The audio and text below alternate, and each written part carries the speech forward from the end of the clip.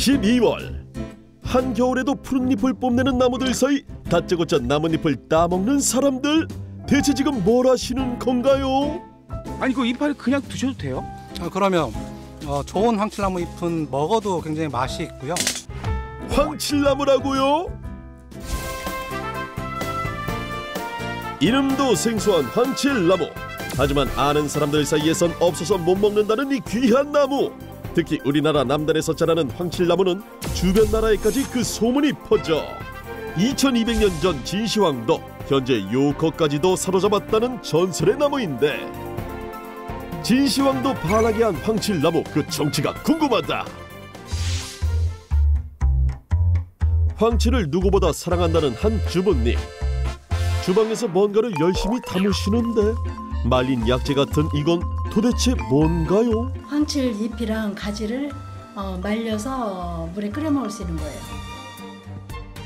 황칠나무를 물처럼 끓여 먹는다? 이리 뻗고 저리 뻗고 아무리 살펴봐도 평범해 보이기만 하는 이 나무. 도대체 어떤 효능이 있기에 차를 끓여 마시는 번거로움을 감수하고 챙겨 마시게 된 걸까? 이 황칠나무는 독특한 별명을 가지고 있습니다. 바로 산삼나무라고 하는 것인데요. 그만큼 산삼이나 인삼 못지않는 효능을 갖고 있다는 것이죠. 그 효능은 암세포를 성장을 억제시켜 줄 수 있는 항암작용이 있고요. 또 세균이나 바이러스로부터 우리 몸을 보호해 줄 수 있는 면역력 강화 기능이 있고요. 황칠은 예로부터 그 효과를 인정받아 우리나라의 유명한 의서 동의보감에서도 중국의 본초 강목에서도 그 효능을 찾을 수 있다고. 햇볕에 바짝 말린 황칠나무를 면포에 넣고 진한 색이 우러날 때까지 끓이면 황칠차 완성. 이렇게 끓은 황칠차를 물처럼 마신 지 8개월이 됐다는 최지은 주부인데요. 이처럼 황칠차를 챙겨 마시게 된 특별한 이유가 있다고. 손발이 저리고 혈액순환이 안 돼서 고생했거든요. 그리고 밤에 깊은 잠을 못 자서 많이 힘들었는데 지인의 소개로 황칠을 복용하면서 저린 증세도 사라졌고 밤에 깊은 잠을 잘 수 있게 됐어요. 오랜 시간 불면증으로 고생했다는 최지은 주부. 불면증에 좋다는 여러 방법을 써봐도 잠은 오지 않았고 결국 지인이 추천한 황칠차를 마시게 되면서 잠을 되찾았는데, 정말 황칠이 불면증 극복에 도움이 된 걸까? 또 한 가지 주목해야 될 새로운 약효는 불면증에 도움이 된다는 것입니다. 그 이유는 황칠나무에 들어있는 알파 큐버빈이라는 성분 때문인데요. 이 성분은 천연 신경 안정제로도 작용할 수 있을 정도의 효능을 가지고 있는 것으로 생각이 되고 있습니다. 이러한 황칠의 효능이 입소문을 타게 되면서 덩달아 바빠진 곳, 바로 황칠나무를 전문적으로 키우는 황칠수목원이라고. 이곳은 부지 면적으로는 한 4만 평 정도 되는데 황칠나무가 한 10년생부터 30년생까지 우리나라에서 성목 기준으로는 가장 많은 황칠나무를 보유하고 있는 황칠나무 수목원입니다. 그런데 저 멀리 보이는 저분들 지금 뭐 하시는 건가요? 너나 할 것 없이 황칠나무를 자르기에 연임이 없는 사람들. 귀한 나무라고 하더니 이렇게 막 자르셔도 되는 건가요?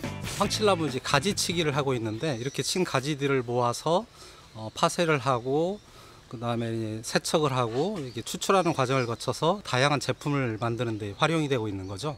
나무의 뿌리를 건드리거나 전체 나무를 자르는 것이 아니라 나무의 성장을 방해하지 않는 선에서 가지치기를 하는 것이 포인트. 가지치기가 끝났다면 다음 작업을 위해 출발해야겠죠? 어느덧 해가 지고 늦은 저녁이 됐지만 황칠나무를 잘게 자르는 1차 작업은 쉴 틈 없이 계속되고 있는데, 지금 시즌이 가장 바쁠 때라고. 생산 주문이 워낙 많다 보니까 어쩔 수 없이 밤에 야근을 해서 작업을 해야 생산 일정을 맞출 수가 있습니다. 추운 겨울철 수확한 황칠나무의 효능이 가장 좋은 만큼 공장 불 꺼질 틈 없이 바쁘게 움직일 수밖에 없단다. 열심히 자르고 말린 황칠은 세척과 삶는 과정을 거쳐 진한 농축액으로 재탄생되는데, 최근 황칠을 찾는 사람이 많아지면서 말린 황칠나무뿐만 아니라 다양한 제품으로 황칠을 찾는 사람들도 많아졌다고.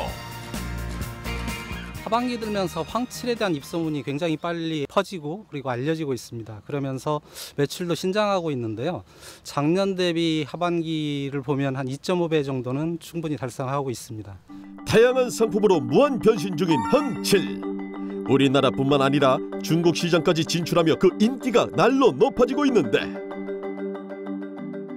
황칠의 무한 변신 여기서 끝이 아니다.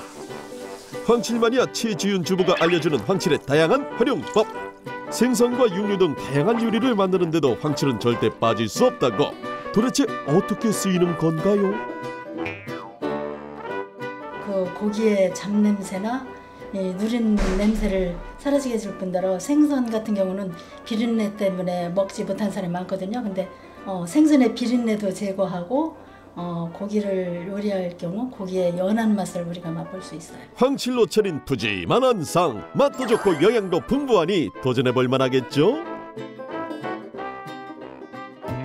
이뿐만이 아니라 미용 제품과 도료로도 사용할 수 있어서 뿌리부터 잎, 나무 수액까지 뭐 하나 버릴 것 없는 아낌없이 주는 나무 황칠.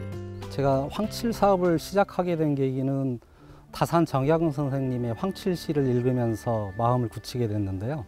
우리나라의 보물 중에 보물임에도 불구하고 조공수탈이 너무 심하다 보니까 농민들이 나무를 베어서 죽이고 도망가고 이러는 시를 애달픈 내용을 다산 선생님이 노래하고 있거든요. 그 시를 보면서 정말 이 황칠이라는 것을 새롭게 복원을 해야 되겠구나라는 생각을 하게 됐습니다.